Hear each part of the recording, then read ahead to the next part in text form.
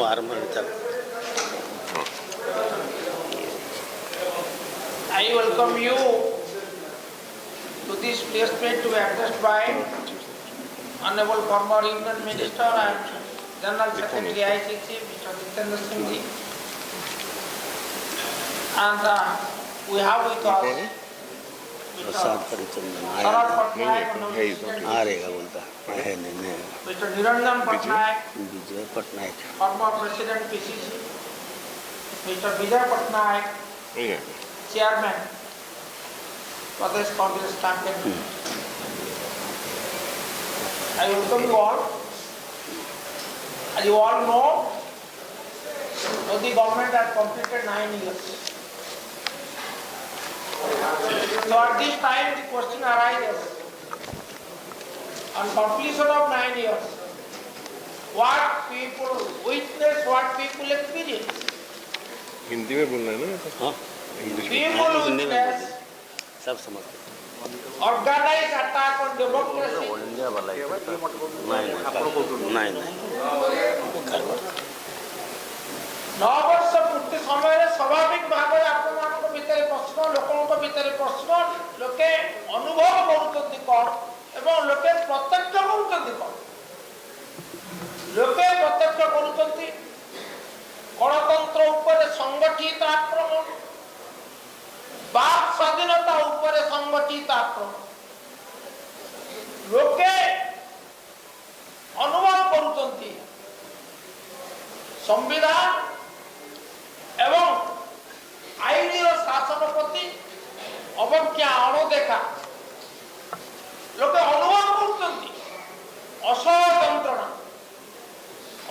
यंत्रणा दर वृद्धि जो प्राइसेस स्काई रॉकेटेड एवं ता सहित बेकारी जो यही स्थिति आज आम यही संक्रांत में आपण को विस्तृत भाव में यही सांबादिक सम्मेलन अवगत करेंगे आमर प्रिय नेता एआईसीसी साधारण संपादक सिंह जी पूर्व अनुरोध करी आम गहन उपस्थित आम सौभाग्य प्रदेश कांग्रेस सभापति शरद पट्टनायक महोदय से आपन को उद्बोधन देवे जितेंद्र सिंह जी आपण को विस्तृत भाव में आदि प्रसंग उपर आलोकपात करेंगे।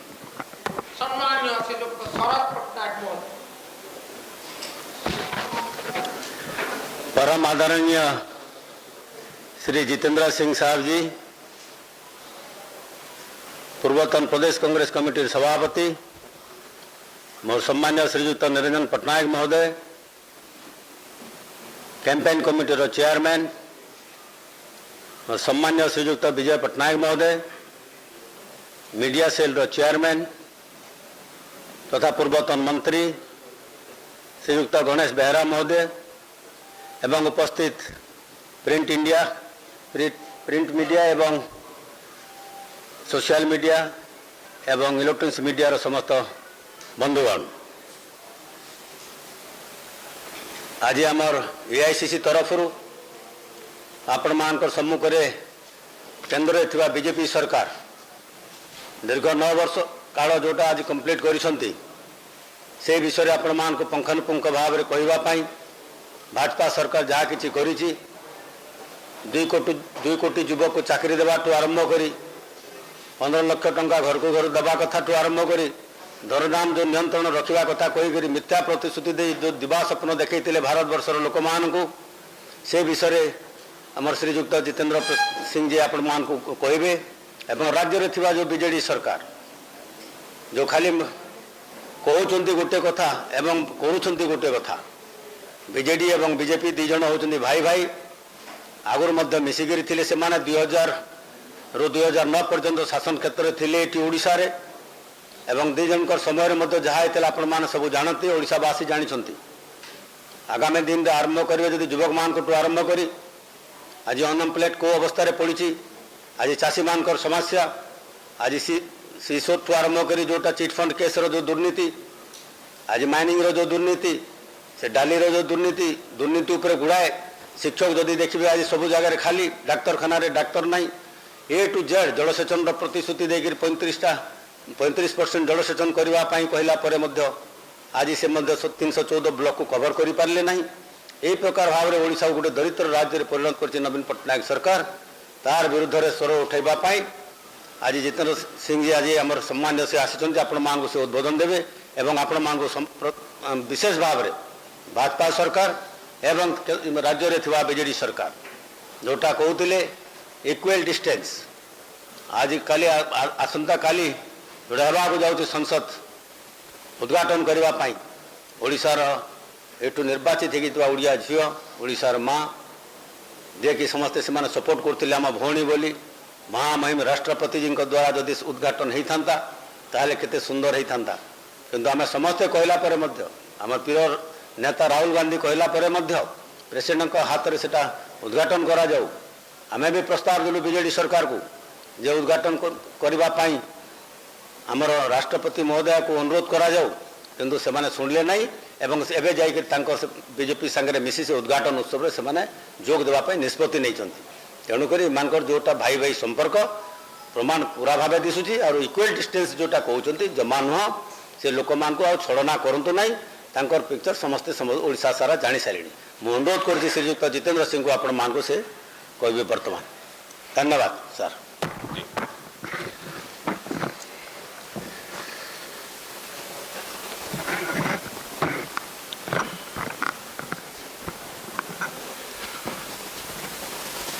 नमस्कार सभी हमारे प्रेस के साथीगण। आज ये बहुत ही अहम प्रेस वार्ता में विराजमान है हमारे उड़ीसा प्रदेश कांग्रेस कमेटी के अध्यक्ष और मेरे भाई शरद पटनायक साहब। विराजमान है हमारे बहुत ही वरिष्ठ नेता, पूर्व में प्रदेश कांग्रेस कमेटी के अध्यक्ष रहे, मंत्री रहे, जिनको पूरे उड़ीसा के अंदर विकास पुरुष के नाम से जाना जाता है, निरंजन जी पटनायक साहब। विराजमान हैं मंच पर हमारे कैंपेन कमेटी के अध्यक्ष और बहुत ही अनुभवी, जिनने उड़ीसा को बहुत ही नजदीकी से प्रशासनिक रूप पर उन्हें देखा है। विराजमान हैं विजय जी पटनायक साहब, मेरे भाई गणेश्वर बेहरा जी विराजमान हैं। बहुत लंबा समय से इनने संघर्ष करके मंत्री के रूप में और अब मीडिया डिपार्टमेंट के चेयरमैन के रूप में कार्य कर रहे हैं। साथियों, आज सबसे पहले तो मैं ये कहना चाहूंगा कि मेरा ये सौभाग्य है कि एक बार फिर आपके प्रदेश में, उड़ीसा प्रदेश में, और मैं मेरा भी प्रदेश मानता हूं, आकर बहुत खुशी हो रही है। मैं यहां लंबे समय तक यहां इंचार्ज रहा हूं, आपके जिलों के अंदर, ढानियों में, गांव में, सब जगह मुझे जाने का मौका मिला है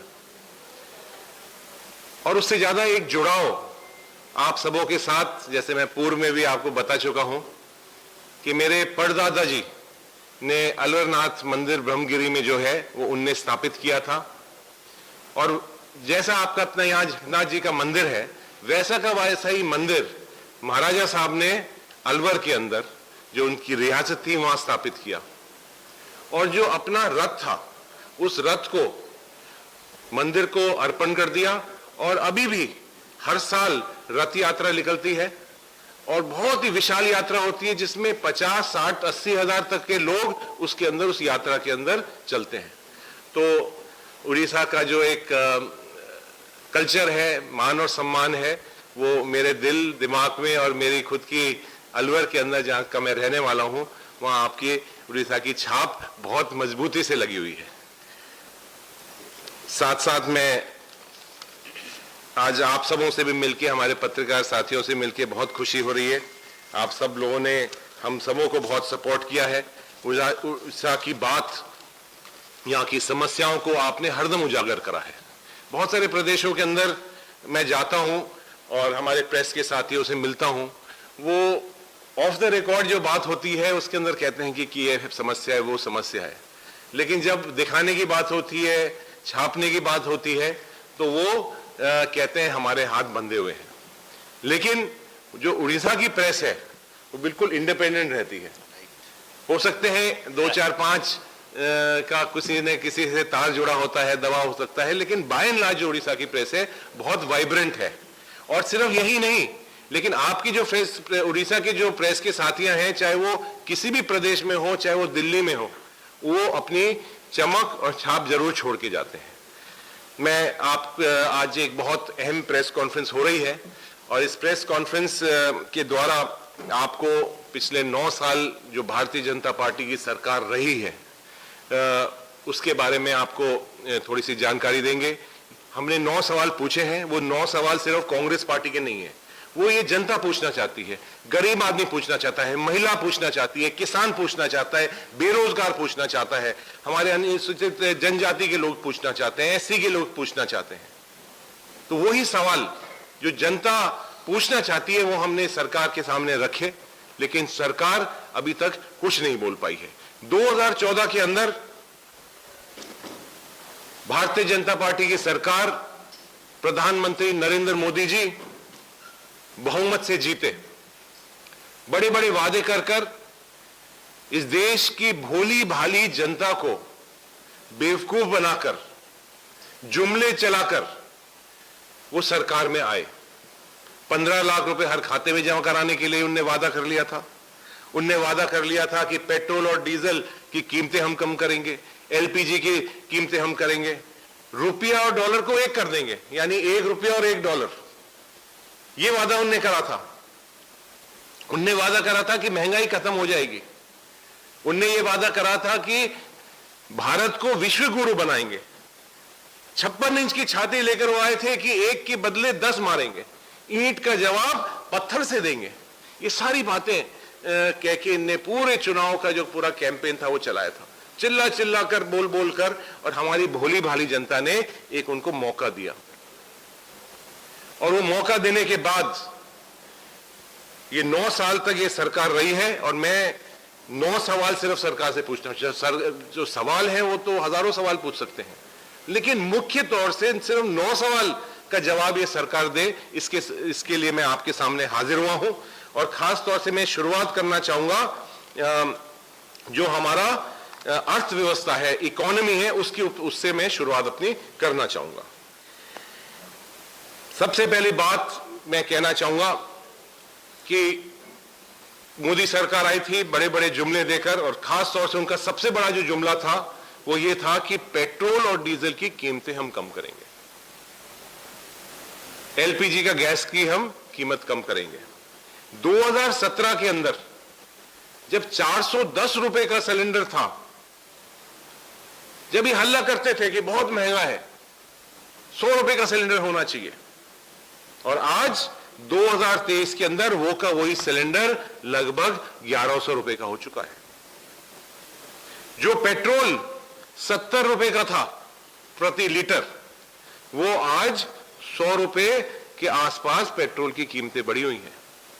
जो डीजल सिर्फ 55 रुपए 56 रुपए का डीजल होता था, वो आज 90, 80 और 90 रुपए का डीजल मिल रहा है। और वो भी सिर्फ जब उस समय पर 100 रुपए से अधिक डॉलर एक बैरल का जो इंटरनेशनल प्राइस होती थी, अंतर्राष्ट्रीय जो कीमत होती थी, वो होती थी। आज तो वो कीमत घटाकर लगभग 60 और 50 और 60 और 70 के आसपास है, और फिर भी वो महंगा हो रहा है। उल्टा पेट्रोल और डीजल और एलपीजी जो पूर्व में 2014 से कम होना चाहिए था, आपने उसको डबल कर दिया है। 170% आपने एलपीजी बढ़ा दिया है, 60% पेट्रोल बढ़ा दिया है, 70% आपने डीजल बढ़ा दिया है। और इसी तरह से चाहे वो तेल हो, चाहे वो आटा हो, चाहे वो दूध हो, रोजमर्रे की जो हमें जरूरत है, वो सब चीजों की कीमतें बढ़ चुकी है। सरकार ने वादा करा था 2 करोड़ नौकरी देंगे हर साल, यानी 9 साल के अंदर 18 करोड़ हो गई नौकरियां। 18 करोड़ नौकरी देने की तो बात दूर की बात है, लेकिन जो नौकरी में लगे हुए थे उनकी नौकरी निकल चुकी है, क्योंकि डिमोनेटाइजेशन और जिस तरह की आर्थिक नीतियां थी उससे जो लोग लगे हुए थे वही निकल रहे हैं। नई नौकरी देने की तो बात बहुत दूर की बात है। और एक में आंकड़ा जो पूरे विश्व के अंदर जो रिसर्च एजेंसीज ने उन्हें दिया है कि 50% जो डिग्री होल्डर है, जिन्हें लिखाई पढ़ाई करके मेहनत करके अपनी डिग्री मिली है, वो लोग बेरोजगार हैं। तो ये एक मैं आपके सामने बहुत बड़ी एक बात आपके सामने रखना चाहूंगा। मैं ये भी आपसे सामने निवेदन करना चाहूंगा कि जो डिमोनेटाइजेशन के अंदर हुआ उससे आप सब लोग, मेरे खास तौर से मेरे पत्रकार बंधुओं, सब आप इससे अच्छी तरह जानते हैं कि डिमोनेटाइजेशन से जो छोटे काश्तकार हैं, चाहे वो छोटे दुकानदार हैं, छोटे बिजनेसेस हैं, छोटे इंडस्ट्री वाले हैं, आम आदमी हैं, आम जनता है, उसका कितना बड़ा उससे उनको हानि हुई है, कितनी बड़ी परेशानी हुई है। और वो काला धन जो इतना बड़ा बड़ा चिल्ला चिल्ला कर कह देते हैं काला धन है, काला धन है, काला धन है, वो 1 रुपया काला धन का नहीं निकला और वो पूरा का पूरा पैसा जमा हो गया वापस। और अब एक नया एक्सपेरिमेंट करके 2000 का नोट भी वो डिमोनेटाइजेशन के रूप में चला रहे हैं। उसका कितना बड़ा फायदा होगा ये हम अभी समय बताएगा।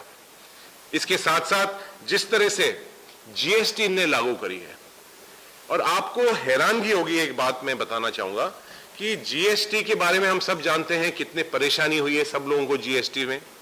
और खास तौर से जो छोटा दुकानदार है, जो अपना कोई गांव के अंदर, कोई छोटे से कस्बे के अंदर अपनी दुकान चलाता है, उसके पास सीए नहीं है, उसके पास बड़े बड़े कोई अकाउंटेंट्स नहीं है, और रोज सरकार, मैं आपको ये एक आंकड़ा भी देना चाहूंगा कि सरकार ने 140 से अधिक बार तो सर्कुलर निकाल दिया और 870 नोटिफिकेशन निकाले हैं अलग अलग। ये खुद ही नहीं तय कर पा रहे किस तरह से ये जीएसटी चलाते हैं। और 38 टाइम्स 38 बार इनने नए ऑर्डर निकाल दिए। तो यानी हर दूसरे दिन इसको लगाए, इनके 9 साल के हर दूसरे दिन इनने कोई ना कोई बदलाव लेके आ गए। और आपको हैरानगी होगी कि जो हमारी 64% जो कलेक्शन है जीएसटी की, वो जो गरीब लोग हैं, जो निचले 50% है, उनसे होती है और सिर्फ 4% होती है अमीर लोगों से जीएसटी का कलेक्शन। तो ये भी एक बहुत हैरानगी करने वाली बात है। दूसरी तरफ गरीबों को तो मारने का काम इनने कर ही दिया। और जो इनके मित्र हैं, जो बड़ी बड़ी इंडस्ट्री चलाते हैं, आपके यहां भी बड़ी बड़ी कंपनियां हैं, हवाई जहाज में आते हैं, उड़ते हैं, बड़े बड़े लोग हैं, उनका जो टैक्स था पहले 30%, उसको 22% कर दिया उनका टैक्स। जो 22% टैक्स है वो कहां से आएगा? वो ये जो गरीब जनता है, जिनके ऊपर टैक्स लगाया है, जिनके ऊपर जीएसटी लगाई है, उनकी जेब से आएगा वो टैक्स जो इन अमीरों का कम करा है। इसके साथ साथ मैं ये भी निवेदन करना चाहूंगा खास तौर से कि लगभग 10 लाख नौकरियां सीएपीएफ्स का मतलब है पैरामिलिट्री फौज, जिसे हम पहले बोलते थे, पीएसयूज हैं, वो अभी तक खाली पड़ी हुई हैं। उड़ीसा के अंदर तो उसका भी ज्यादा नंबर है, वो मैं आगे आऊंगा उसके सामने। चाहे वो रेलवे हो, चाहे वो पुलिस की हो, चाहे वो बीएसएफ में हो, आईटीबीपी में हो, आर्मी में हो, ये सारी इनने कोई भी भर्तियां नहीं करी हैं अभी तक। ये भी मैं आपको निवेदन करना चाहूंगा कि सरकार ने जुमले के नाम पर बहुत इनने नई नई स्कीमें चलाई। अच्छे दिन वाली स्कीम चलाई, मेक इन इंडिया वाली स्कीम चलाई, इनने चलाई आत्मनिर्भर भारत, सबका साथ सबका विकास, skill India, digital India, make in India, पता नहीं जिस तरह के रोज जुमले जो चलाते रहे, उनमें किसी का कोई लाभ नहीं हुआ। वो सारी की सारी स्कीमें बंद हुई है। तो जितने भी जुमले इनके रहे हैं वो सब फेल हो चुके हैं। संक्षिप्त में अपनी बात में रख देता हूं, उसके बाद जो आपको प्रेस नोट दिया जाएगा उसके अंदर ये सारा उल्लेख दिया जाएगा, ये सारे आंकड़े दिए जाएंगे। मैं एक बात और आपके सामने अहम बात रखना चाहूंगा कि हमारा जो देश है वो काश्तकार, एग्रीकल्चर के ऊपर निर्भर है।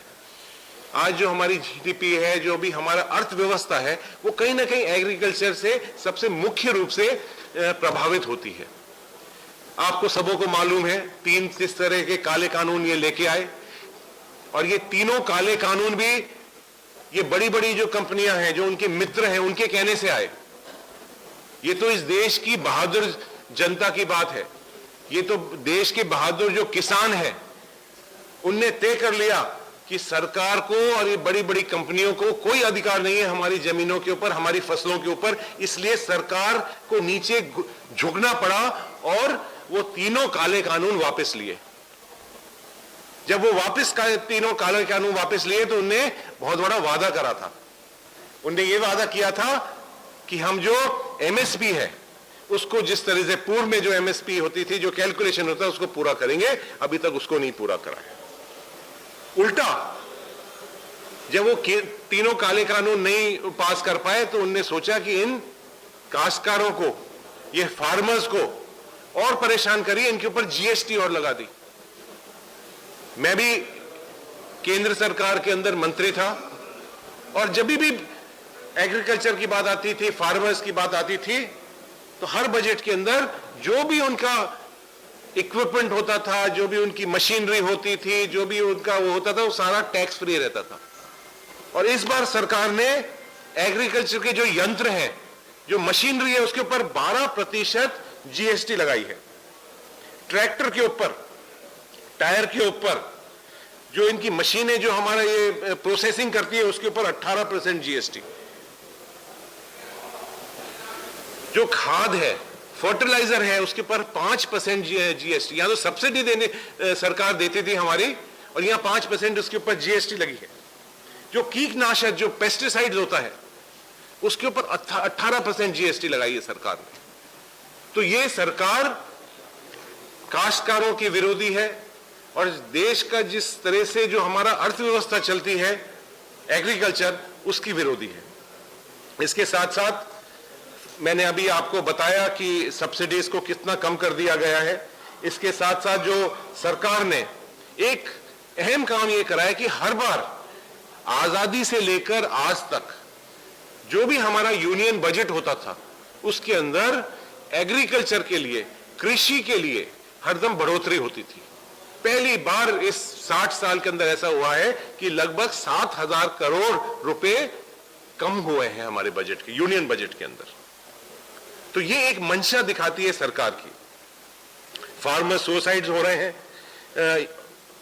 और जो तादाद है वो बढ़ती हुई जा रही है। इसके साथ साथ में जो अध्यक्ष जी ने बात रखी थी कि जिस तरह से एक नारा लगा था, आप सबों को याद होगा, ना खाऊंगा ना खाने दूंगा। ये बहुत चला था नारा, चिल्ला चिल्ला कर ये नेता भारतीय जनता पार्टी के और चुनाव के दौरान बहुत इस्तेमाल करते थे इस नारे को। अब वो नारा बिल्कुल उल्टा हो गया है, खुद भी खाऊंगा और मेरे खुद के मित्रों को भी खिलाऊंगा। ये वो नया नारा बन चुका है। हमने देखा अभी हाल ही में अडानी के क्या स्टॉक्स का क्या हुआ, और उसका किसको, कौन उसको भुगत रहा है, वो एलआईसी भुगत रही है। एलआईसी में आप सबों की पॉलिसी होगी। जो गरीब आदमी है वही एलआईसी के अंदर पॉलिसी कराता है। जो एक गांव के अंदर रहता है वो उसकी पॉलिसी का जो पैसा है एलआईसी के अंदर इन्वेस्टमेंट कर रखा है उसने, वो पैसा अडानी जी अपनी जेब में रख रहे हैं। अडानी जी का जो लॉस हुआ है इस पूरे स्टॉक मार्केट के अंदर, जो उनकी जो कंपनियां ओवर वैल्यू कर दी थी, जो कंपनियों का गलत पेश कर दिया था, गरीब जनता का पैसा उन्होंने ले लिया था, उससे जो नुकसान हुआ है वो आम जनता की जेब से जा रहा है। उसके साथ साथ हम सबों को वो याद है कि ऑस्ट्रेलिया के अंदर प्रधानमंत्री जी अपनी हवाई जहाज में जाते हैं, साथ में उनको बिठा रखा है माननीय अडानी जी को। अडानी जी 1 बिलियन का लोन लेके वहीं बैठे बैठे आदेश हो जाता है कि $1 बिलियन का लोन लेकर और एसबीआई के थ्रू वहां अपना कार्य शुरू कर देते हैं। ऑस्ट्रेलिया की जनता हाहाकार मचाती है क्योंकि इन्वायरमेंट फ्रेंडली काम नहीं हो रहा था, ड्रिलिंग हो रही थी, वहां का पूरा जो वातावरण है वो खराब हो रहा था, तो वो भी जो नुकसान है वो एसबीआई को देना पड़ रहा है। तो मेरा तात्पर्य यह है कहने का कि जो भी ये पैसा इनको मिल रहा है, जो भी इनके लोन माफ हो रहे हैं, ये आम जनता की जेब से जा रहा है। मोदी जी अपनी जेब से नहीं दे रहे हैं पैसा, वो आम जनता की जेब से वो जा रहा है। सारे के सारे एयरपोर्ट बेचने का काम। मैं अभी आसाम का प्रभारी हूँ। आसाम में मुझे, आप जानते हैं आसाम की चाय आप भी पीते होंगे, मैं अभी एक कप पी के आया हूँ एयरपोर्ट पर भी। तो ये हाल है वहाँ कि जो ये बड़ी वहाँ आसाम की छोटे छोटे बागान है अध्यक्ष जी, वहाँ के जो ओरिजिनल लोग हैं आसाम के, अपर आसाम के लोग हैं, वहाँ के इंडिजिनस जो लोग हैं, उन सब उसको बहुत पुश्तों से हजारों सालों से चलाते हैं। वहाँ कंपनियां भी बहुत सारी हैं बड़ी बड़ी, वो जो पुराने जमाने से जब से चल रहे हैं। अब वहाँ क्या खेल हो गया है कि मोदी जी अपने मित्र, यही मित्र जो गुजरात के रहने वाले, गुजरात के अलावा उनका कोई मित्र नहीं है, सारे गुजराती मित्र हैं उनके। उन गुजरात के मित्र, मेरे भी बहुत सारे, मेरा परिवार भी गुजरात में रहता है, उनका बारे में, गुजरातियों के बारे में नहीं कह रहा हूं, लेकिन मुख्यमंत्री रहे हैं, उनकी मदद करिए तो मित्र बन गए। तो उनके गुजराती मित्रों को लेकर और सारे चाय बागान खरीदने का काम चल रहा है। एयरपोर्ट उनको बेच रहे हैं, गुवाहाटी का एयरपोर्ट भी चलेगा, जयपुर का एयरपोर्ट भी चलेगा, बहुत सारे प्रदेश के एयरपोर्ट वो लेके बैठे हुए हैं, लखनऊ का बहुत सारे एयरपोर्ट चले गए। तो ये मैं आपको निवेदन कर रहा हूं कि अपने दोस्तों को ये ले जाते हैं, उनके लिए SEZ खोलते हैं असम के अंदर, उनके चाय बागान लेते हैं। हर जो प्रदेश है जिसमें, आपके प्रदेश के अंदर तो उनने बहुत बड़े बड़े घोटाले करे हैं, वो भी मैं आपके सामने रखूंगा। तो इसके साथ साथ ये भी मैं निवेदन करना चाहूंगा कि इनके ही मित्र, चाहे वो नीरव मोदी हो, मेहुल चौकसी हो, चाहे विजय माल्या हो, उनको भगाने का काम इनने जरूर करा है। लगभग 70,000 करोड़ रुपए इनने माफ करे हैं। एक गरीब व्यक्ति, एक गरीब जो काश्तकार होता है, फार्मर होता है, वो कोई 50,000 रुपए का लोन ले लेता है अपने ट्रैक्टर के ऊपर, अपने खाद के ऊपर, बीज के ऊपर। अगर वो पेमेंट नहीं करता है, अगले दिन ही पुलिस पहुंच जाती है, तहसीलदार पहुंच जाता है उसकी जमीन को कब्जा करने के लिए, अगले दिन उसके ऊपर कार्रवाई हो जाती है। लेकिन ये सारे लोग के ऊपर कोई कार्रवाई नहीं होगी, इनका लोन माफ भी कर दिया गया है 70,000 करोड़ रुपए। इसके साथ साथ मैं ये भी आपसे निवेदन करना चाहूंगा, वैसे तो बहुत सारे इनके करप्शन के मैटर हैं, इनने कोविड को ही नहीं छोड़ा। PM केयर योजना, ये तो मैं हैरान हूं इससे। PM केयर, कोविड के टाइम पर इनने PM केयर योजना बनाई, जिसमें सब बड़ी बड़ी कंपनी वालों ने पैसे दिए। आप सब जनता ने जो पैसा है, किसी ने, जो पैसे वाले लोग हैं उनने, किसी ने 500, किसी ने 1000, किसी ने 1000 करोड़, किसी ने 2000 करोड़। PSU, आपके यहाँ HL है, इनने भी बहुत सारा पैसा दिया, इनको सबों को दिया कि कोविड की प्रबंधन होगा, मेडिकल की फैसिलिटीज बनेंगी। अब ये PM केयर ऐसी चीज है जिसके बारे में किसी को मालूम ही नहीं, ये कहां इनने पैसा खर्च करा है, उस पैसे का क्या उपयोग हो रहा है, कितना पैसा उड़ीसा के अंदर आया है, कितना पैसा झारखंड के अंदर गया है, कितना पैसा दिल्ली में लगा है, कितनी मशीन आपने लगाई है, कितने ऑक्सीजन प्लांट आपने लगाए हैं, किसी को कुछ नहीं मालूम। इतना सीक्रेट काम हो गया क्या ये? यहां तो देश की रक्षा और सुरक्षा, मैं तो दोनों ही विभाग में रहा हूं, गृह विभाग में भी रहा हूं और डिफेंस में भी रहा हूं। वहां तो कोई जो भी हमारा डिफेंस का बजट होता है या होम मिनिस्ट्री का बजट होता है, वो पार्लियामेंट में पेश होता है, CAG के सामने उसको वो पेश होता है। लेकिन PM केयर ऐसी योजना है जो हम किसी को नहीं बताएंगे, उसकी किताब PM अपनी जेब में रखेंगे। ऐसी कोई आपने कभी भी सुना हो जिंदगी के अंदर कि ऐसी कोई सरकारी योजना बने और उसके ऊपर ना तो RTI चले, ना पार्लियामेंट उसका हिसाब रख सकता है, ना CAG उसका हिसाब रख सकता है, ना PSC पूछ सकता है उनसे? ऐसा क्या इनने घोटाला कर रखा है? तो आप सोचिए, मतलब ये, क्योंकि आप सब बहुत समझदार लोग हैं, मेरे सभी पत्रकार बंधु, आप सब ने बहुत सारी सरकारें देखी है, बहुत सारा अनुभव, आपका अनुभव मेरे से ज्यादा अनुभव रहा है, लेकिन ऐसी मैंने जिंदगी में दुनिया में नहीं देखी ऐसी योजना जो सिर्फ एक आदमी को मालूम है और एक आदमी ही उसको चला रहा है, किसी और को हवा नहीं लगने देता उसके बारे में। इसके साथ साथ मैं ये भी निवेदन करना चाहूंगा, ये एक बहुत ही अहम सवाल है कि आज देश की रक्षा और सुरक्षा के ऊपर कितना बड़ा एक खतरा पैदा हो चुका है, आक्रमण हुआ है। चाइना के बारे में अभी श्री सतपाल मलिक जी जो बोल रहे हैं वो आप सब जानते हो, और मैं आपको ये भी निवेदन करना चाहूंगा क्योंकि मैं भी इस मंत्रालय के अंदर मंत्री रहा हूं, और जिस तरह से ये पूरा हादसा हुआ है जिसके बारे में सतपाल मलिक जी बोल रहे हैं, वो बिल्कुल सही बोल रहे हैं। मैं भी उसी इलाके के पुलवामा और उसके इलाके के अंदर मैं भी खुद मैंने भी दौरा करा है और उस पूरे इलाके को मैं बहुत अच्छी तरह जानता हूं, क्योंकि जम्मू कश्मीर के जो मैटर्स थे वो मेरे पास ही होते थे गृह मंत्रालय के अंदर, और मैं उस इलाके के अंदर बहुत नजदीकी से मैं उस इलाके को देखा है। नियम बने हुए हैं कि अगर कोई भी मूवमेंट होता है, कोई भी कॉन्वॉय जाता है, कोई भी हमारे BSF, ITBP, CRPF, CAPF, army के जवान, ये सब जो भी मूवमेंट करते हैं, बहुत सुरक्षित होता है वो पूरा रूट। उसके अंदर चिड़िया नहीं आ सकती है, और उस रूट के ऊपर जो ये इलाका होता है उसका एक थ्रेट परसेप्शन होता है, उसका पूरी जांच होती है कि इस रूट के ऊपर सुरक्षित है या नहीं है। अगर वो सुरक्षित नहीं पाया जाता है, जिस तरह से इस रूट को सुरक्षित नहीं पाया गया था, तो उनको हवाई जहाज से भेजा जाता है। भारत सरकार के पास, भारतीय वायुसेना के पास, गृह मंत्रालय के पास एक नहीं कई सौ हवाई जहाजें हैं जो ट्रांसपोर्ट प्लेन के रूप में काम करते हैं। मुझे खुद को मालूम है, क्योंकि जब मैं रक्षा विभाग में था, हमने अमेरिका से बहुत सारी ऐसी ट्रांसपोर्ट विमान भारतीय वायुसेना के अंदर हमने खरीदे थे। वो सिर्फ इसलिए क्योंकि हमारे जो जवान हैं, हमारे जो आर्मी के साथी हैं, सीएपीएफ के साथी हैं, उनके लिए कोई खतरा पैदा ना हो ऐसे रूट पे जाने के लिए, और उनको भेज दिया जाता है रूट के ऊपर। बुलेट प्रूफ गाड़ियों में नहीं, बुलेट प्रूफ बस में नहीं, जिस तरह की आपकी यहाँ बसें होती हैं, उड़ीसा रोडवेज की जो बसें होती हैं, उस तरह से, जिसमें शीशे भी नहीं है, जिसमें दरवाजे भी टूटे से पड़े हैं, उस तरह की बसों के अंदर उनको भेज दिया जाता है। आसपास का इलाका सील हो जाता है। यहां तो हमारा छोटे मोटे कोई मंत्री भी जाता है तो वो पुलिस वाले रोक लेते हैं ट्रैफिक को। आपका मुख्यमंत्री जाता है तो सारे रूट लग जाते हैं, सब बंद हो जाता है, साइकिल वाले को नहीं जाने देते। आप सोचिए, पूरा आर्मी का कॉन्वॉय जा रहा है और वहां एक गाड़ी आती है आरडीएस के साथ और उसके साथ हो जाता है।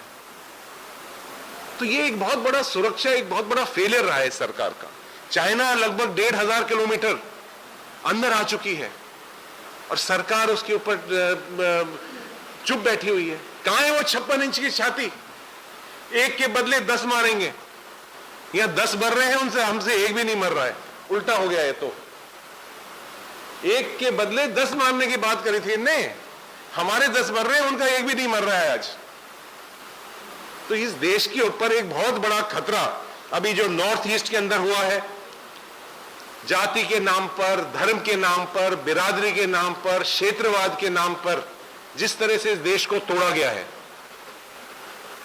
उसकी वजह से आज पूरा देश जल रहा है।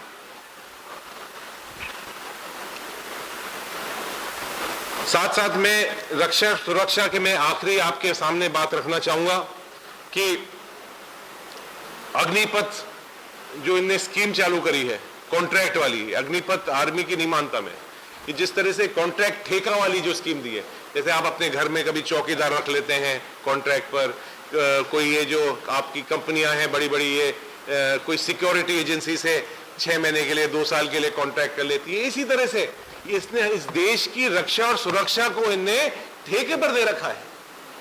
हमारे जो नौजवान साथी जो इस देश की सेवा करना चाहते हैं, उनको मात्र एक छोटा सा हवलदार बनाकर, एक छोटा सा उसको सिक्योरिटी गार्ड बनाकर इस देश की रक्षा कर रहे हैं। जिस तरह से इस भारतीय जनता पार्टी ने अलग अलग टेररिस्ट जो भी हमारे आतंकवादी हैं, उनसे इनके संबंध जो इनने बनाए हैं चुनाव जीतने के लिए, चाहे वो मणिपुर के अंदर हो, चाहे वो आसाम के अंदर हो, वो सब आपके सामने है। आज इनके बड़े बड़े पदाधिकारी जिनके टेररिस्ट लिंक्स हैं, वो अरेस्ट हो जाते हैं। इसके साथ साथ मैं एक और बहुत अहम बात आपके सामने रखना चाहूंगा, वो ये है कि मैं पूर्व में भी मैंने आपको बताया था कि जिस तरह से जाति का और धर्म का जहर हम सबों के बीच में घोल रहे हैं, और खास तौर से पूर्व में हमने ये उड़ीसा के अंदर भी देखा था बहुत साल पहले, और कहीं ना कहीं जब चुनाव आता है तो ये सारी बातें, ये इनको सब चीजों को एक तरह से जो इनका फेलियर रहा है, जो ये इनका नाकामियता रही है, इसको भूलने के लिए ये कोई ना कोई रिलीजन के ऊपर, कोई जाति के ऊपर, धर्म के ऊपर बात उठाकर और अपने चुनाव के टाइम पर राष्ट्रवाद की बात उठाकर और ये चुनाव जीतने का प्रयास करते हैं। इनके यूनियन मिनिस्टर जो हैं, केंद्र के मंत्री कहते हैं इसको गोली मारो। गोली क्यों नहीं मारते हो?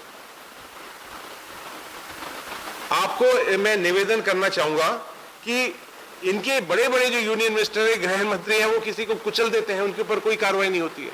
60 से ज्यादा इनके एमपीज क्रिमिनल रिकॉर्ड है उनका, लेकिन कोई कार्रवाई नहीं है। और चाहे वो रेप के मामला हो, बलात्कार का मामला हो, हत्या का मामला हो, ये मामले बता रहा हूं मैं सिर्फ आपको। छोटे मोटे चोरी वोरी के तो ये पता नहीं कितने 100 होंगे, 1000 होंगे। मैं तो आपको जो गृह अपराध होता है उसके बारे में आपको निवेदन कर रहा हूं। साथ ही मैं ये भी आपके सामने निवेदन करूंगा कि आज हमारे देश की जो लोकतंत्र है वो खतरे में है। आपने देखा है पूर्व में कि ये जो सरकार है, इनको कोई भी ऑपोजिशन पार्टी की सरकार हो, कोई भी विपक्ष की सरकार हो, ये लोकतंत्र में विश्वास ही नहीं करते। ये विश्वास करते हैं कि सारे देश के अंदर हमारी अकेले की सरकार हो। इन्हें चाहे वो अरुणाचल प्रदेश हो, चाहे वो गोवा हो, चाहे वो पूर्व में कर्नाटका हो, चाहे वो मणिपुर हो और चाहे वो मध्य प्रदेश हो, इन सब सरकारों को पैसे देकर, एमएलएस को खरीदकर, लोभ देकर, लालच देकर, ईडी को, सीबीआई को भेजकर ये सरकारें तोड़ने का काम किया है। आपको एक और मैं फिगर दूंगा जिससे आपको हैरानगी होगी। ईडी, सीबीआई और इनकम टैक्स 95%, 95% जो इनके केसेस हैं, जो इनका इन्वेस्टिगेशन है, वो ऑपोजिशन पार्टीज के ऊपर है। 95%। तो ये एक फिगर अपने आप बताता है, ये मेरा बनाया हुआ फिगर नहीं है, ये क्राइम रिकॉर्ड ब्यूरो का फिगर है।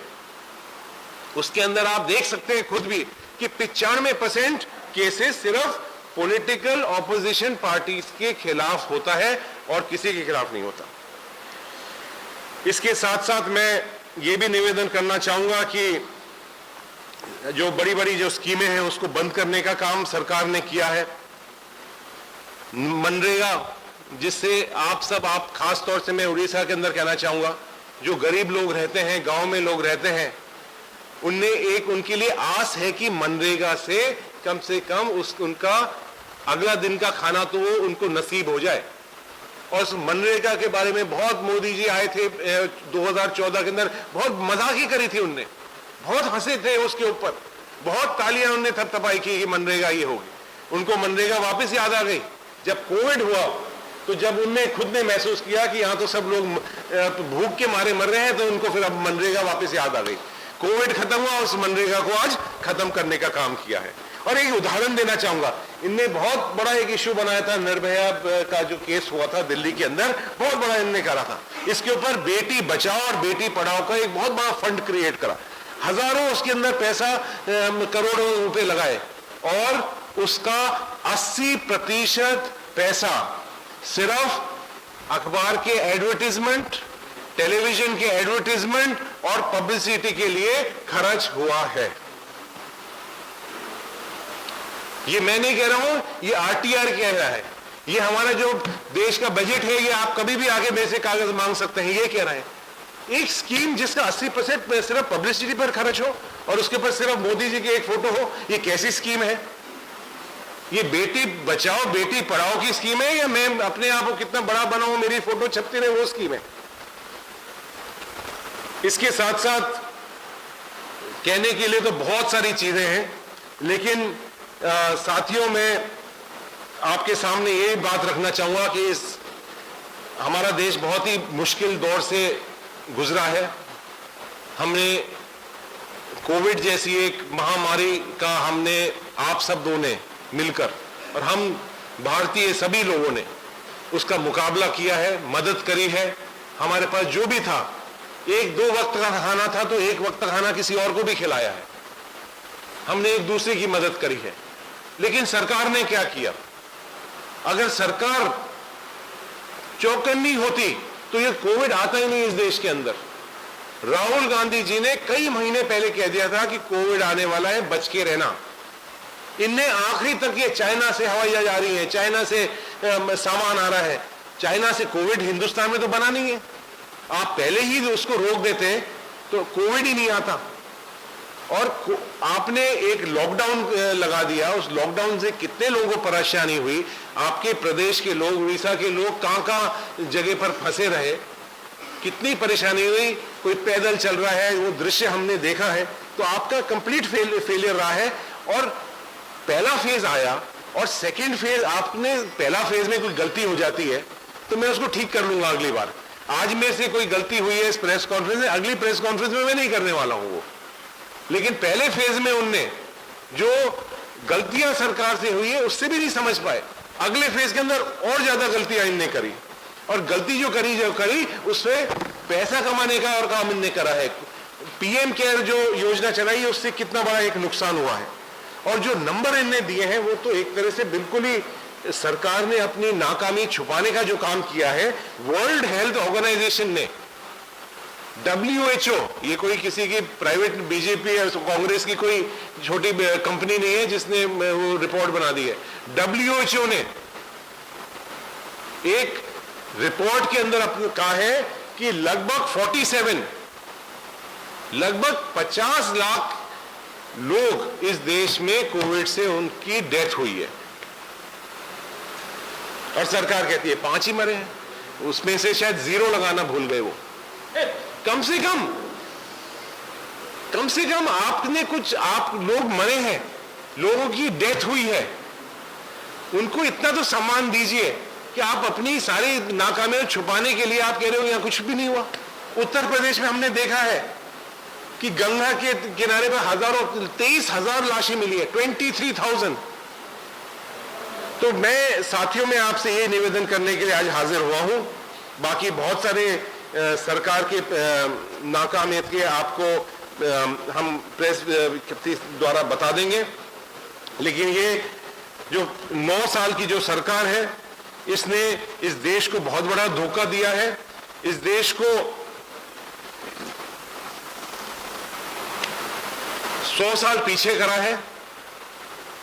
और जो एक नई राजनीति इस देश में शुरू करी है कि हमारे जो भी इस देश के जो पिलर्स हैं, चाहे वो प्रेस हो, चाहे वो हमारा संविधान हो, चाहे हमारी जुडिशरी हो, चाहे इलेक्शन कमीशन हो, चाहे RBI हो, जितने भी हमारे स्तंभ हैं, इनको तोड़ने का काम किया है।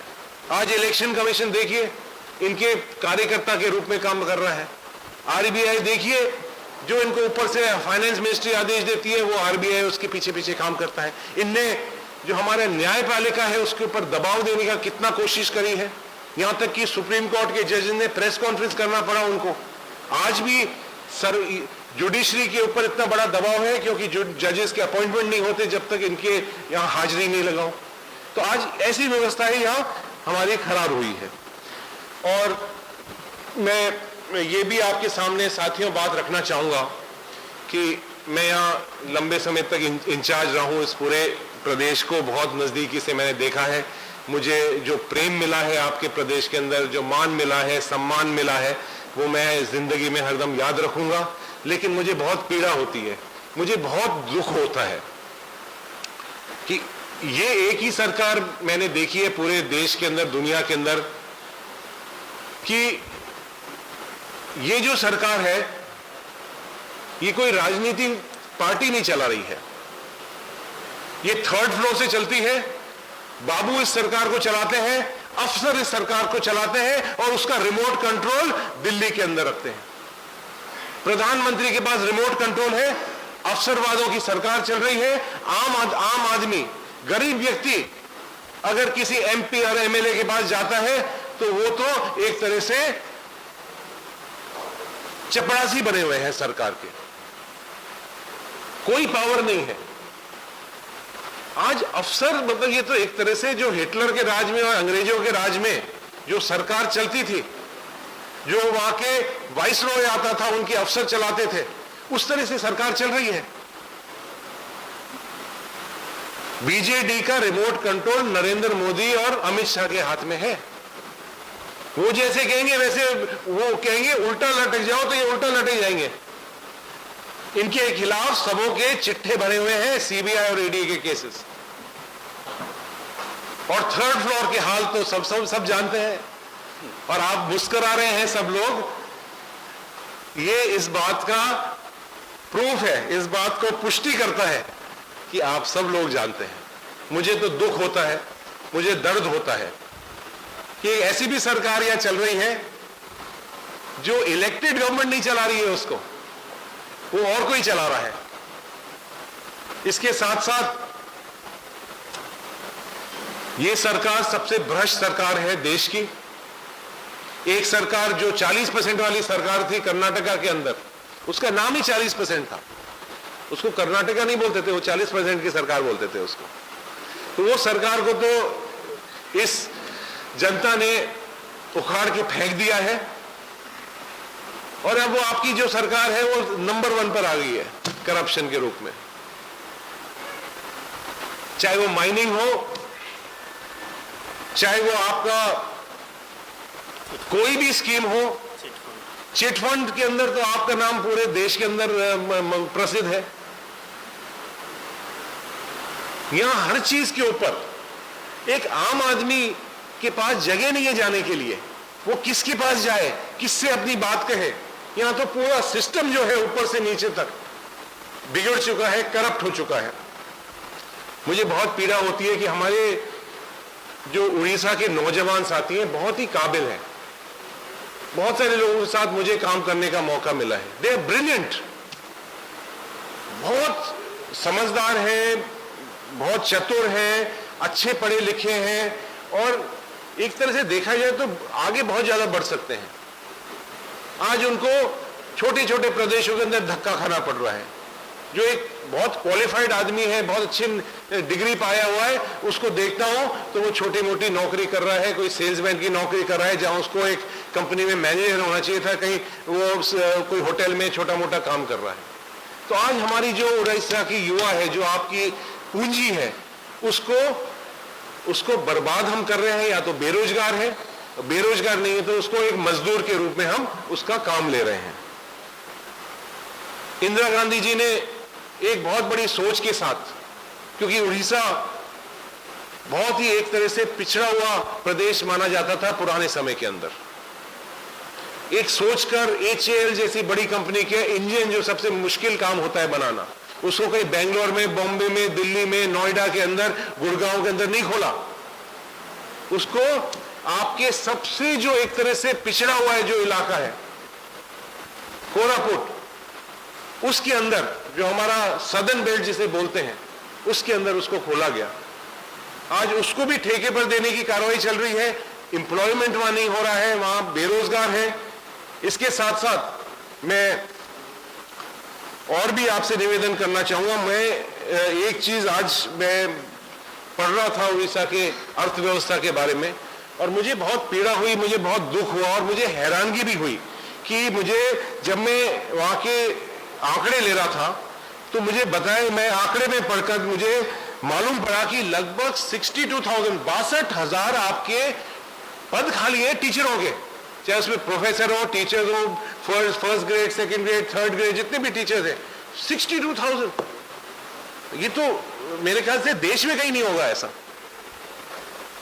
जहां और इसके साथ साथ लगभग 45,000 आपके हेल्थ के अंदर पद खाली हैं, जिसमें नर्सिंग है, टेक्नीशियंस हैं। 45,000। वैसे ही आप जानते हैं कि यहाँ मेडिकल फैसिलिटीज जो है, जो मैं भी जानता हूं और आप भी जानते हैं किस तरह की मेडिकल फैसिलिटीज यहाँ है नहीं, और उसको और बुरा करने के लिए लगभग 45,000 पद ही आप नहीं भर पाए हैं। तो मैं आपसे यही निवेदन करना चाहूंगा कि लगभग 2 लाख से अधिक पद, सरकारी पद आपके प्रदेश के अंदर खाली है और सरकार इसका जवाब नहीं दे पा रही है, रिक्रूटमेंट नहीं कर रही है। हमारे कम से कम नौजवान साथी हैं, मेरे भाई हैं, मेरी बहनें हैं, उनको नौकरी तो मिले। तो मैं यही आपको निवेदन करने के लिए हाजिर हुआ हूं। लॉ एंड ऑर्डर सिचुएशन हाँ, और मैं ये भी आपके सामने बात रखना चाहूंगा कि यहाँ की जो एक बहुत बड़ी समस्या ये है, और जब मैं आपके साथ आपके प्रदेश में यहाँ दौरा लगाता था, तो यहाँ जिस तरह का क्राइम होता था, जिस तरह का यहाँ लॉ एंड ऑर्डर सिचुएशन बिल्कुल चौपट हो गई है, उस बात को हमने और कांग्रेस पार्टी ने बहुत उजागर करा है। मंत्री को मार वो तो हमारा वो आपने खुद ने देखा उसको, नवोदास जी, स्वर्गीय नवोदास जी, वो कई बार इस प्रेस कॉन्फ्रेंस में मेरे पास ही बैठते थे। कांग्रेस पार्टी के वर्किंग प्रेसिडेंट भी थे, वो बीजेडी में चली गए, मंत्री भी बने, और वो आज ऊपर से सोच रहे होंगे कि मैं बीजेडी में नहीं जाता, कांग्रेस में ही रहता तो आज मैं जीवित होता। क्योंकि जिस तरह का माफिया चल रही है, सरकार माफिया के रूप में काम कर रही है। आप सब जानते हैं कि माइनिंग के अंदर कितना बड़ा माफिया चल रहा है, ट्रांसपोर्ट के अंदर कितना माफिया चल रहा है, कोल के अंदर कितना माफिया चल रहा है, आप सब लोग जानते हैं। तो इसलिए मैं यहाँ लॉ एंड ऑर्डर तो खत्म है, महिला सुरक्षित है नहीं, रेप केसेस बढ़ते हुए जा रहे हैं, पावर आपका सरप्लस है, लेकिन फिर भी इतना महंगा आपको पावर मिल रहा है। यहाँ तो फ्री में मिलना चाहिए पावर। राजस्थान प्रदेश के अंदर मैं आपको निवेदन करूंगा, मैं राजस्थान से हूं, वहां से कई बार एमएलए भी रहा हूं। राजस्थान में हर घर को 200 यूनिट फ्री पावर दे रखा है हमने। हर काश्तकार फार्मर को 2000 यूनिट फ्री हर महीने, 2000 यूनिट बिजली मुफ्त में। तो यानी जो किसान है उसको तो बिल ही नहीं आता, वो मेरे ख्याल से 1000 यूनिट इस्तेमाल नहीं कर सकता है। पूरे दिन मोटर चलाएगा, पूरे दिन अपनी खेती करेगा तो 1000 यूनिट नहीं बचती, खराब होती है उसकी, उसको 2000 हम दे रहे हैं। पेंशन की स्कीम्स हमने शुरू करी है, ओल्ड पेंशन स्कीम लागू करी है। तो ये जितनी भी आप देख रहे हैं, जो कांग्रेस हरदम कहती है वो करती है। 5 गारंटी हमने कर्नाटक के चुनाव के अंदर दी थी, जुमले नहीं दिए थे, सोच समझ के कैलकुलेशन कर कर, जो एक्सपर्ट्स हैं, बहुत सारे हमारे वहाँ सीनियर ब्यूरोक्रेट्स हैं, उनसे पूछकर, विशेषज्ञों से पूछकर हमने 5 गारंटी दी है। कैबिनेट हो गई मीटिंग, अगले दिन से लागू हो गई है। आज मैं इस मन से कह रहा हूं कि वो पांचों की पांचों गारंटीज इंप्लीमेंट हो रही है वहां। ये नहीं है कि 4.5 साल बाद करेंगे हम पहली कैबिनेट मीटिंग के अंदर हमने वादा करा था और हमने करके दिखाया। यही मैं आपके सामने निवेदन करूंगा। और आखिरी बात जो मेरे ख्याल से आप सबों के दिल में है, आपके दर्शकों के दिल में है, वो मैं जरूर कहना चाहूंगा।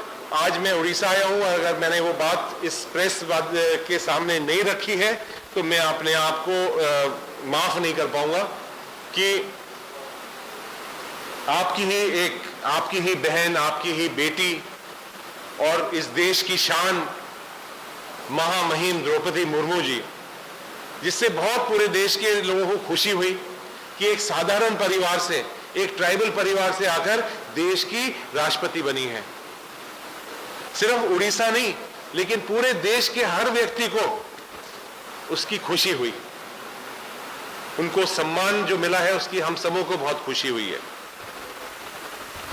और आज वो सम्मान प्रधानमंत्री मोदी जी ने उस राष्ट्रपति, महामहिम राष्ट्रपति जी का जो पद है, उसकी गरिमा है, उसको जो नीचे गिराया है, ये सिर्फ उड़ीसा के लोग नहीं, लेकिन पूरे देश के लोग को बहुत दुख है। जो हमारा नई पार्लियामेंट की बिल्डिंग बनी है, वो सभी उसके अंदर बैठते हैं, सभी राजनीतिक पार्टियों की, वो किसी एक नरेंद्र मोदी जी की नहीं है, वो इस देश की संपत्ति है। सर्वोच्च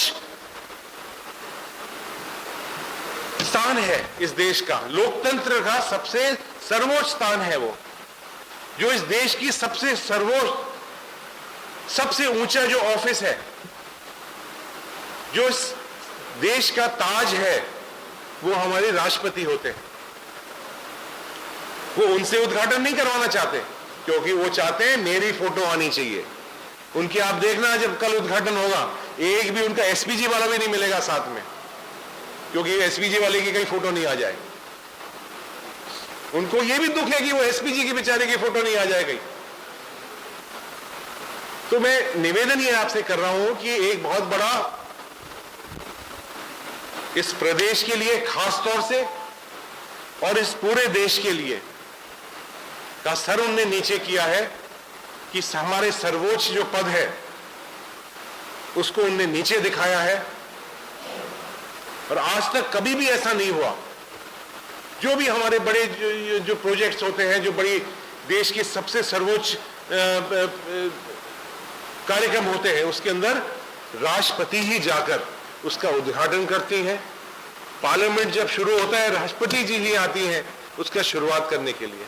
सबसे पहला हक राष्ट्रपति जी का बनता है। राष्ट्रपति जी अवेलेबल नहीं होती है जब प्रधानमंत्री आते हैं। और उससे ज्यादा हैरानगी की बात मुझे यह है कि यहां के जो मुख्यमंत्री हैं आपके, नवीन पटनायक जी, उनको यह बात उठानी चाहिए थी। उनको प्रधानमंत्री जी से कहना चाहिए था, और सबसे पहले उनको करना चाहिए था पूरे देश के अंदर। देश के और सब लोग तो कर ही रहे हैं, लेकिन उनका सबसे पहला बनता है, क्योंकि हमारे राष्ट्रपति जी, महामहिम राष्ट्रपति जी इस प्रदेश के रहने वाली हैं। उनको सबसे पहले आवाज उठानी चाहिए थी, उनको कहना चाहिए था। और अगर प्रधानमंत्री जी नहीं मानते तो उनको प्रोटेस्ट करना चाहिए था। उनको यह कहना चाहिए था कि आज हमारा उड़ीसा का अपमान हुआ है और मैं उस कार्यक्रम में नहीं जाऊंगा। लेकिन नहीं, रिमोट कंट्रोल बटन दबाया, वो जाकर सर पकड़कर पहुंच गए वहां। अब कल उसका उद्घाटन होने वाला है। उनको कोई मतलब नहीं है उड़ीसा का मान और सम्मान का, उनको कोई मतलब नहीं है इस देश का राष्ट्रपति के पद का मान और सम्मान का। वो तो एक तरह से कठपुतली है, जहां बुलाओ वहां चले जाओ, जहां कह दो चुप जाओ, खड़े हो जाओ तो खड़े हो जाते हैं, बैठ जाओ तो बैठ जाते हैं। उनसे कह दिया जाता है अपना मुंह मत खोलना, तो वो मुंह नहीं खोलेंगे। आज बहुत सारी जो राजनीतिक पार्टियां हैं वो इसलिए नहीं उस पार्लियामेंट के उद्घाटन के अंदर जारी हैं क्योंकि वो इस देश का जो संविधान है, इस देश की जो राष्ट्रपति का जो मान और सम्मान है, उसकी रक्षा करने के लिए, उसके लिए लड़ाई लड़ने के लिए नहीं जा रहे हैं। पार्लियामेंट में तो सब राजनीतिक पार्टी बनेगी, बैठेंगी, लेकिन उस पार्लियामेंट का अपमान करने का, उस राष्ट्रपति का अपमान करने का हक किसी के पास नहीं है। बहुत बहुत धन्यवाद साथियों, आपने मेरी बात सुनी है, और कोई बात आप मेरे से पूछना चाहे, करना चाहे, उसके लिए मैं हाजिर हूं। धन्यवाद। राहुल गांधी कब आएंगे उड़ीसा? हाँ,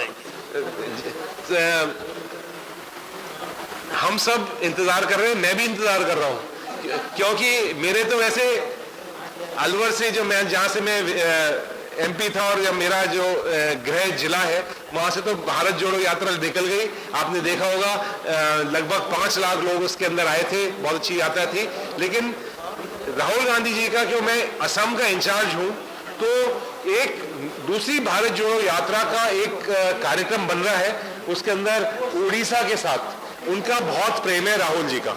आपको मालूम है नियमगिरी हिल्स के अंदर किस तरह से आए थे, किस तरह से ट्राइबल्स को बचाया था, कितनी बार चुनाव के अंदर भी आए हैं। वो गांधी परिवार का और उड़ीसा का एक तरह से पारिवारिक संबंध है, और वो जरूर आएंगे। अभी वो यात्रा शुरू होने दीजिए, फिर आएंगे। आपको रूट, मेरी जिम्मेदारी है, आपके हमारा मेरा आपका ही नहीं है प्रदेश, मेरा भी प्रदेश है ये। मैं उड़ीसा को मेरा प्रदेश मानता हूं। मेरे ख्याल से सारी बातें तो हो गई है। हाँ फरमाए। हाँ जी, जो गारंटी है जो हमने दी है, और जिसको गारंटी ही के रूप में पहली कैबिनेट मीटिंग के अंदर उनको लागू कर दी है, उस तरह की वो गारंटियां तो रहेंगी। लेकिन उसके साथ साथ जो पूरे देश की परिप्रेक्ष्य में, क्योंकि देश का एक दायरा बहुत बड़ा है, रक्षा के ऊपर, सुरक्षा के ऊपर, आर्थिक जो इकोनॉमी है उसके ऊपर जरूर इस तरह की गारंटियां बनेंगी और उसको लागू करेंगे। सॉरी, यस, आप सोचिए कितनी बढ़िया योजना थी वो, अगर वो उसको लागू कर देते तो, सरकार बन जाती तो। देखिए, उड़ीसा कांग्रेस बहुत ही मजबूत है, और जिस तरह का कार्य श्री शरद पटनायक जी और उनकी जो पूरी टीम है, उनकी कार्यकारिणी है, हमारे साथ हमारे विजय पटनायक जी विराजमान हैं, गणेश्वर बेरा जी विराजमान हैं, और जो तमाम कांग्रेस के वर्कर हैं, जो ग्रास रूट वर्कर हैं, उनने एक जो यात्रा चलाई है जिसमें लगभग 2000 किलोमीटर चले हैं। वो कोई आसान काम नहीं है, यात्रा में चलना कोई आसान काम नहीं है। आज लगभग 24 साल हो गए हैं कांग्रेस को यहाँ पावर में बाहर रहने के, लेकिन फिर भी कितनी एनर्जी है ये आपको दाद देनी पड़ेगी। आज साल भर कोई सरकार नहीं होती है तो उनका सब पानी छूट जाता है, लेकिन कांग्रेस पार्टी उड़ीसा के विकास के लिए, उड़ीसा के नौजवानों के लिए, यहाँ के जो गरीबों के लिए हरदम तट पर खड़ी हुई है। Thank you so much.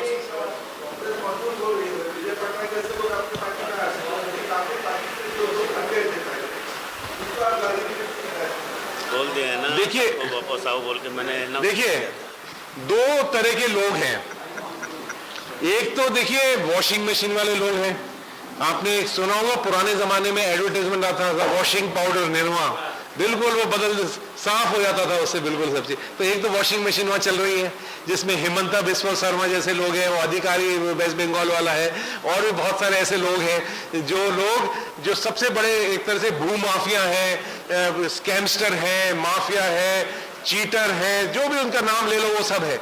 वो जाते हैं और वो वॉशिंग मशीन में साफ होके सब बिल्कुल सफेद कपड़े वपड़े पहनकर आ जाते हैं और वो बड़े नेता बन जाते हैं। एक इस तरह के लोग हैं जो कहीं ना कहीं नाराजगी उनकी हो सकती है, कोई टिकट नहीं मिला हो, कोई और परेशानी रही हो, किसी के मान सम्मान नहीं दिया हो, उन लोगों के लिए हरदम कांग्रेस के दरवाजे खुले हैं। जो कांग्रेस की विचारधारा में, जो कांग्रेस ये उड़ीसा का प्रगति करने के लिए उसके दिल में दर्द है, तो वो हमारी पार्टी में हरदम स्वागत करते हैं। Thank you thank you thank you thank you thank you. मुझे देना